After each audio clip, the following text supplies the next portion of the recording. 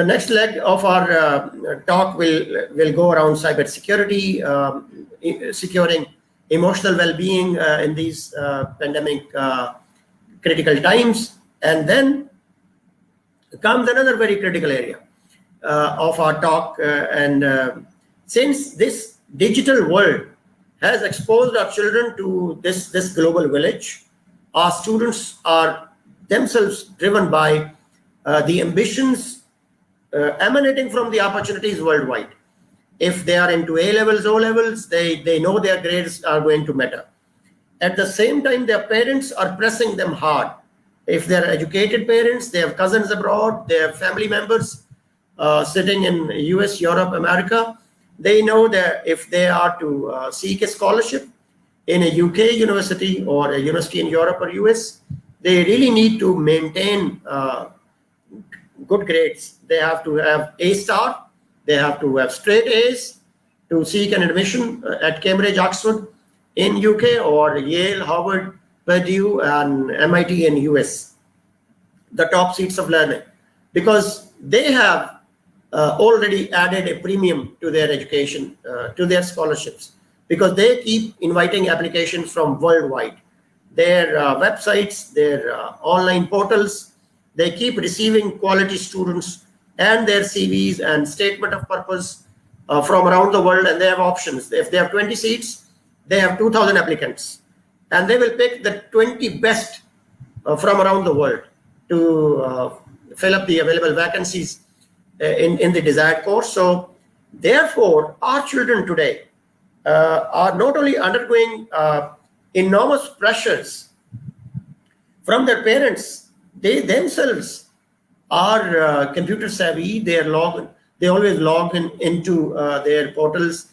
They keep receiving emails from the universities they have accessed, and their admissions team, the admission teams of foreign universities keep throwing them the standards and benchmarks.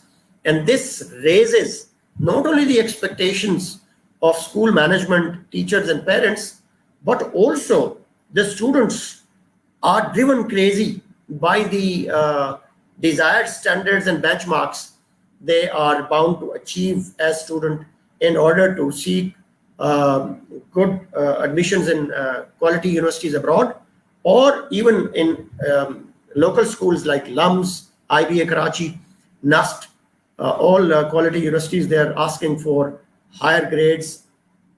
But now this is another area whether grades alone make education, whether good grades alone make a good student, or whether a school should only be known by the grades that its students have achieved. This is again a critical question that this 21st century child and this 21st century education and the educationists, they need to address while delivering education in this challenging paradigm.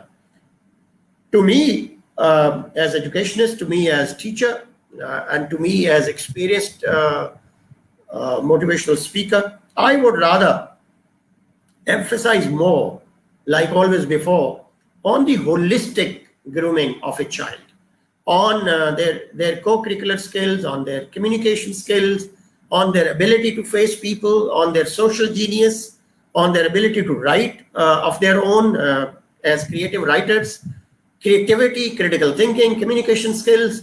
These are life skills, and they are as important as are the grades, because all foreign universities, they really value the community services that its child has done, a project that the child has worked with community or engaged with a corporate entity. As a student, the number of hours that he or she spent while working with a project embedded in a community. Because now this new educational paradigm and this new educational landscape is far wider and greater in its impact and its scope, rather than only the classroom teaching. There are educational models abroad in which classroom education may figure only to a tune of 40 to 45%. 50 to 55% education comes from the community learning, from the projects, assignments, from research projects, and working with industries, working with NGOs, working with consultants, hands-on exposure really matters more. So when you restrict your child only to classroom education and only to seeking good grades, and he or she goes to a foreign university where it is more out of the classroom education rather than the inside the classroom, he or may be shockingly surprised and would suffer in coping with the new realities that on campus he or she would be made to exposed to. Therefore, a time has already come to focus on community projects, to focus on community learning, to take a target population as population lab, where we really need to expose our students, where they work with the social issues that the community is facing, where they need to, for example, our A-level finalists may join a hospital for 2 weeks, and they may sit with the, in emergencies, they may sit with parents whose children are admitted, whose near and dear and loved ones are, struggling for lives, are facing, terminal diseases, are going through surgeries, and the near and dear ones sitting outside waiting for a better news are in emotional traumas.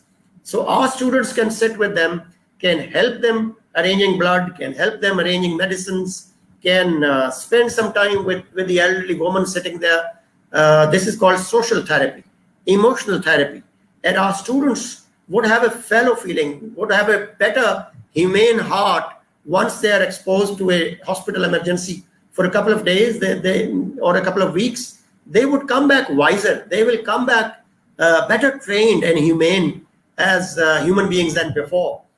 And they would have a fellow feeling. They would, in their lives, when they grew up as responsible citizens of society, they would have a caring heart and a compassionate soul at the end of the day. And that really matters, because and they would also like to know as to how to talk to people, as to how to,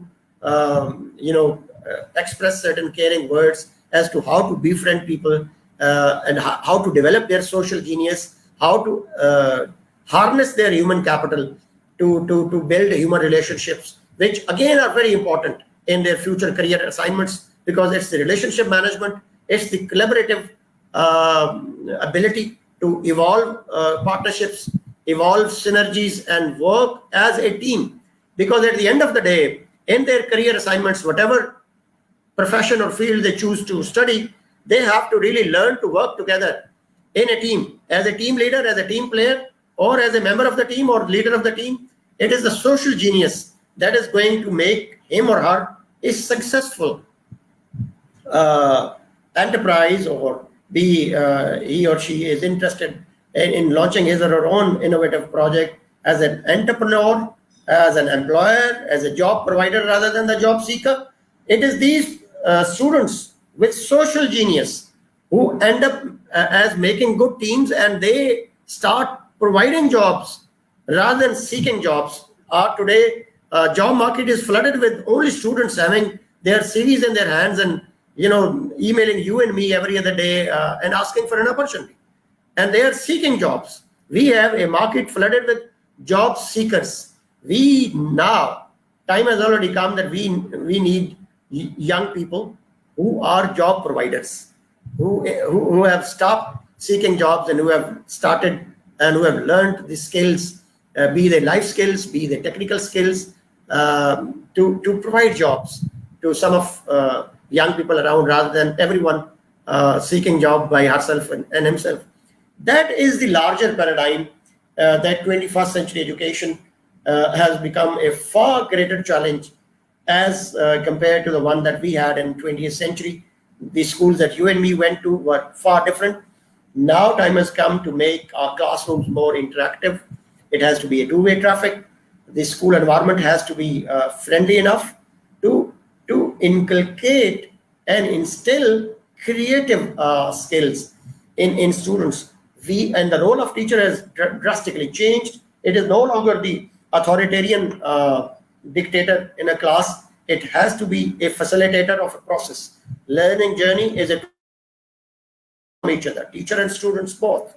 And it has to be made a two-way traffic, a two-way street, where both learn from each other through wonderful discourses, through wonderful discussions, through focused group discussions. The teacher of today has to be far more equipped, not only with the right knowledge, but also with the right skills to impart and transfer knowledge that he or she may have, in order to make the academic learning journey a fruitful exercise where children are equal stakeholders. And now the children should be treated as equal partners to this process, rather than only a client at the receiving end. He or she may not be interested only a one-way street or a one-way lecturing mode of the yesteryears. He or she wants to be heard. A good teacher would always make his child or his students raise questions, ask questions, as much as questions as possible, because a questioning mind, remember, is going to be a future genius. He or she, if he or she is encouraged to ask the right questions now, tomorrow he or she will be able to give the right answers, because it is the questioning mind of today who is going to be the future leader of tomorrow. These are very challenging times for both the school management and the teachers on the one hand, at the same time the parents on the other, and all the stakeholders to this this square of education. I call the four corners of a square, where you have school management, one corner, teachers the second, parents the third, and students the fourth. In this square of a learning journey, all four stakeholders have to work in tandem, work as a team, work on the same page, on the same frequency, and make this learning journey a holistic process, which is focusing on the grooming of the personality of a child, and each child as important player and important stakeholder. As a neutral, impartial player, a teacher has to really ensure that his knowledge, his learning journey reaches out to each and every student sitting in his class, though he or she may be having a different pace of learning, given his or her own abilities, exposure, facilities at home, and the support that the child is getting from parents. That is where the role of teacher becomes very, very important, that he or she must understand each and every child having its own unique personality traits, character idiosyncrasies, and special circumstances which may hamper or hinder the progress that we are looking to achieve from that student. So it's individual counseling. There are now campus counselors being recruited by quality schools to really take care of the emotional needs of children. That's where the total educational paradigm is fast changing. And we as school managers and teachers really need to understand these challenging conditions and circumstances. We are teaching Google generation. We are teaching a generation which is being continuously informed and educated by the wings of technology at home through the gadgetries of Android phones, computer, internet, social media. So it's entirely a new ball game, 21st century education. And this child who is our stakeholder is a different child. So to teach a different child, we need to be a different teacher. We need to be a different school manager. I hope in these given limited moments, I have tried to encompass not the whole of the topic. It's such a big topic. We can talk for hours and hours and days together. But I have only touched upon some critical areas, some critical aspects of this wide and huge topic in this limited time.